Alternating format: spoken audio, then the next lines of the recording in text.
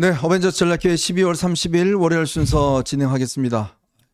요즘 참 여러분들 TV를 보면 그냥 눈물만 주르르 흐르는 것 같습니다. 참 이번에 보니까 그 사연들이 공개가 되면서요. 아마 호남 지역의 중소 여행사가 이번에 전세기를 띄운 것 같습니다. 그래서 일가족들끼리 또 이 크리스마스를 기념해서 가족들이 다 함께 여행 갔던 분들이 꽤 있었던 것 같습니다. 참 암 치료 성공을 축하하기 위해서 가족끼리 한번 여행 간 분도 계시고 또 어린 자녀와 함께 이제 3살 난 자녀와 함께 또 간 분도 계시고 많은 분들께서 참 이렇게 세상을 떠나셨습니다. 정말 좀 요즘 이렇게 보면 좀 정말 왜 우울증이 걸리는지 좀 저는 느낌이 이해할 것 같아요. 지금 뭐 매일같이 생각 드는 게 나라 꼴도 그렇고 또 이런 참사에서 소개되는 그런 국민들의 사연을 들으면 참 남의 일 같지가 않습니다. 너무 참 가슴이 미어지고 아픈 상황에 참 정치라는 것이 뭔가 이런 분들한테 조금 더 기쁨과 희망을 드려야 되는데 그렇지 않는 현실이 너무나 또 안타깝습니다. 그리고 좀 제 주변에서 많은 분들이 또 저한테 많이 실망했다 이런 분들이 많아요. 그런 분들의 주장은 그겁니다. 지금 왜 이재명 이 당선되면 안 되는데 왜 윤석열 대통령을 그렇게 까느냐 비판하느냐 또 왜 탄핵을 했느냐 뭐 이런 지적들을 하는 분들이 많습니다. 그런데요 저는 그렇게 생각이 듭니다. 이재명 대표가 당선되는 거 정말 끔찍하죠. 대통령이 되는 것들이. 그런데요 그 사람만 비판한다고 해서 국민들이 이쪽을 찍어주지는 않습니다. 훨씬 더 이쪽에 희망이 있어야 찍어주는 거거든요. 여러분들 주변에 있는 여러분들 친구들 몇 분들이 그런 생각을 한다고 해서 모든 국민들이 다 그런 생각을 갖지는 않습니다. 이제 386 세대가요. 이제 60대가 됐습니다. 그리고 요즘 집회 나오는 20, 30대는요. 더욱더 사실은 보수에 대한 반감이 커지고 있습니다. 그런 상황에서 저희가 뭐 여러분한테 생생하게 전달드리지 못하지만 윤석열 대통령의 지금 상황은요. 도저히 국정을 수행할 수 없는 정말 심각한 상황입니다. 여전히 분노감과 경노와 여기에 휩싸여 있습니다. 근데 지금 끝까지 싸우겠다고 이야기를 하고 있어요. 그러니까 탄핵이 아니면 지금 대통령이 무슨 일을 벌일지 모르는 그런 위중한 상황입니다. 그렇기 때문에 어쩔 수 없이 탄핵을 한 것이고요. 또 거기에 맞춰서 국민의힘이 좀 더 저 세력보다는 좀 나아지는 모습들, 변화된 모습들을 보여줘야 그래도 국민들이 그래도 저 집단에게 정권을 맡겼을 경우에 내가 좀 더 안정되게 살 수 있구나 이런 느낌이 들기 때문에 저희들이 무조건 반 이재명 뭐 당연히 이재명에 대한 반대는 하죠. 그렇지만 우리가 스스로 바뀌어야 된다는 이야기를 끊임없이 우리가 하고 있는 거 아니겠습니까? 그렇죠. 저 김수환 추기경 생각이 저는 요새 많이 납니다. 김수환 추기경이 그 말년에 그때 KBS인가 어디 MBC인가 그 80년대 후반인데 네. 인터뷰를 하면서 추기경님은 보수입니까 진보입니까 이렇게 물었더니 네. 저는 순간적으로 저 추기경님이 대답을 회피하실 수 있겠구나 그랬는데 서슴없이 저는 보수입니다. 네. 서슴없이 저는 보수입니다. 이렇게 말씀하시는데 그 김수환 추기경님이 일으켰던 운동 중에 내 탓이요 운동이 그렇죠. 있지 않습니까? 네. 내 탓이요. 남 탓이요 하지 말고 내 탓이요.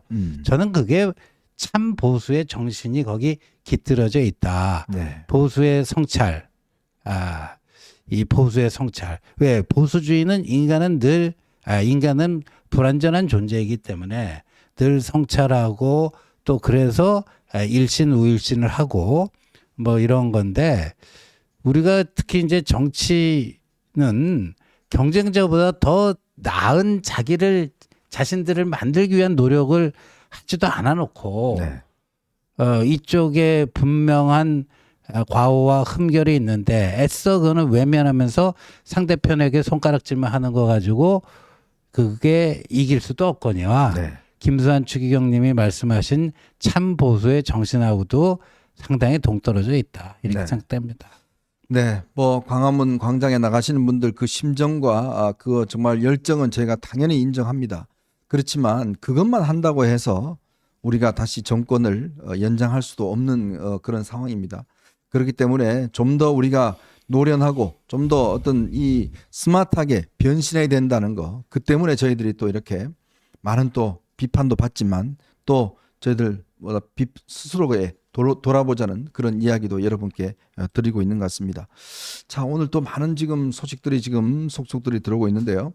조금 전 헌법재판소에서요, 한덕수 전 대행에 대한 지금 일단 이 당시 대행의 지금 탄핵 여부 절차가 옳았냐 말았냐 이거 있지 않습니까? 네. 일단 한덕수 총리 탄핵안 가결 선포됐다면 직무정지로 봐야 된다라고 일단 내렸고, 한덕수 총리의 어떤 이 종족수 문제 네. 이것 또한 나중에 헌법재판소의 그 이 탄핵에 대한 심판 본안. 그때 본안에 가봐야 알겠다라고 해서 사실상 그동안 200명, 150명 뭐 주장이 있었지만 네. 헌법재판소 결국은 탄핵 심판을 해봐야 네. 그 결론이 날 수 있겠다라는 이야기를 한 것 같아요. 그러니까 국민의힘에서 그 제출한 효력정지 가처분 신청을 기각한다는 의사 표현으로 봐야 될 것 같습니다. 네. 국민의힘에서 권한쟁의 심판 소송하고 그 탄핵 소추안 의결된 거, 그 효력정지 가처분 신청 두 개를 동시에 냈는데 네. 본안으로 다 얘기를 하겠다. 네. 본안 심사로 다 얘기하겠다. 그러니까 사실상 두 개가 국민의힘이 시도한 두 개가 사실상 무의로 돌아간 것으로 보여집니다. 네. 그리고 오늘 공수처가요, 오늘 자정 윤석열 대통령에 대한 체포영장을 서울 서부지법에 신청을 했습니다. 신청을 해서 이제 발부 여부를 좀 봐야 될 것 같은데, 윤석열 대통령도 여기에 대해서 정면으로 지금 대응을 하고 있습니다. 이 체포영장 청구가 위법하다. 그래서 오늘 변호인을 선임을 했어요. 김홍일, 윤갑근 두 변호인을 일단 선임을 해서 공수처는 내란죄에 대한 수사를 할 자격이 없다.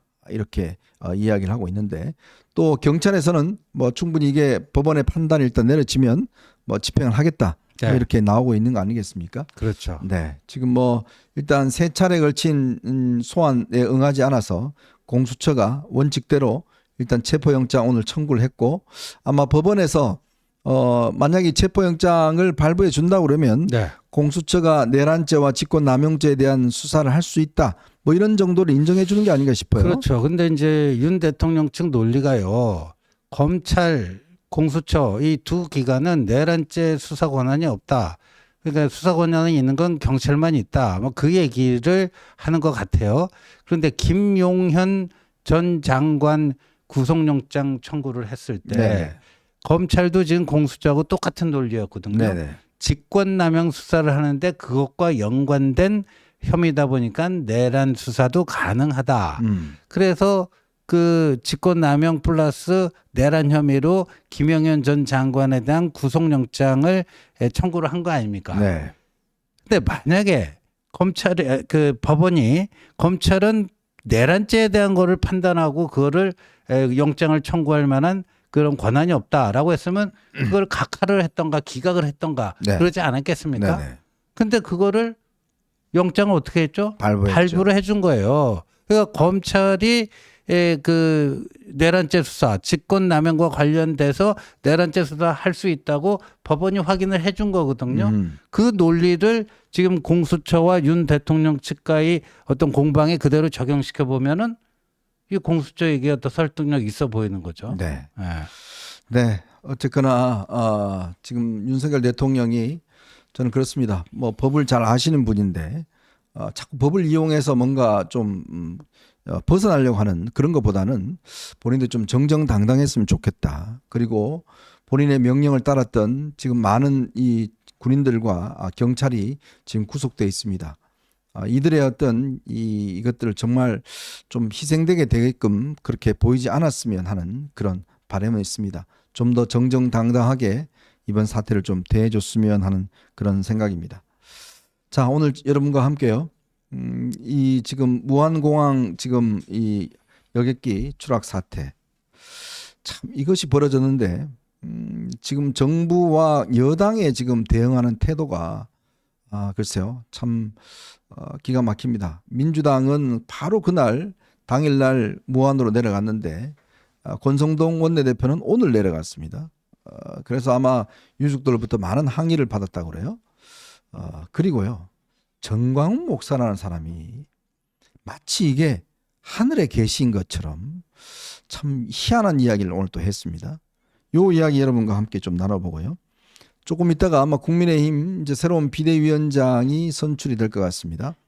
그런데 권영세 비대위원장 주변에 보니까요. 물병 던지고 한동훈 대표를 향해서 욕설하고 고함치고 이런 사람들을 전부 다 주변에 배치를 할 것 같아요. 참 깜짝 놀랐습니다. 과연 이 권영세 비대위의 도대체 색깔이 뭔지 요 이야기와 함께 조금 전 제가 말씀드렸던 윤석열 대통령에 대한 체포영장 발부 문제 요것도 한번 다뤄보도록 하겠습니다.